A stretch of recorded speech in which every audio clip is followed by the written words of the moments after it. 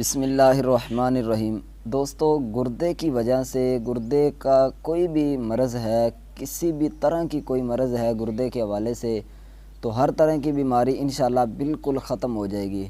آج آپ کو جو وظیفہ بتانے والا ہوں یہ گردے کے حوالے سے ہے کہ اگر جتنے بھی گردے کے امراض ہیں، گردہ سوکھ گیا یا کوئی بھی مسئلہ ہے یا گردے میں پتھری وغیرہ یا جو کچھ بھی ہے، تو انشاءاللہ جب آپ اس وظیفے پر عمل کرو گے، یہ جو میں آپ کو بتانے والا بالکل آسان سا وظیفہ ہے، تو انشاءاللہ اس وظیفے کی برکت سے آپ کو اللہ تعالیٰ شفا عطا فرمائے گا۔ بالکل آسان سا وظیفہ ہے۔ آپ نے کیا کرنا ہے، جس کو بھی گردے کا مرض ہے وہ خود بھی یہ وظیفہ پڑھ سکتا ہے یا گھر میں کوئی اور بھی یہ وظیفہ کر سکتا ہے، لیکن کوشش کرے کہ جو گھر میں آپ کے نمازی ہو، جو نماز کا پابند ہو، اس سے وظیفہ آپ اگر یہ عمل کروائیں گے تو انشاءاللہ اس کا رزلٹ اچھا ملے گا۔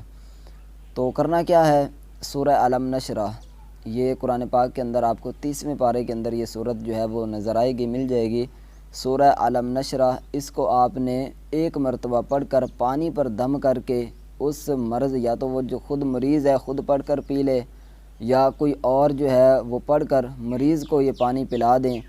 آپ چند دن تک یہ عمل کیجئے گا، بالکل آسان سا ہے۔ سورۃ علم نشرہ پڑھنے میں تقریباً 1 سے 2 منٹ، 1 منٹ بھی شاید نہ لگے، بالکل چھوٹی سی یہ صورت ہے۔ تو انشاءاللہ اللہ کے فضل و کرم سے گردے کی جتنے بھی مرضیں ہیں، جتنی بھی یہ آپ کی پریشانی ہوں گی، انشاءاللہ وہ دور ہو جائیں گی۔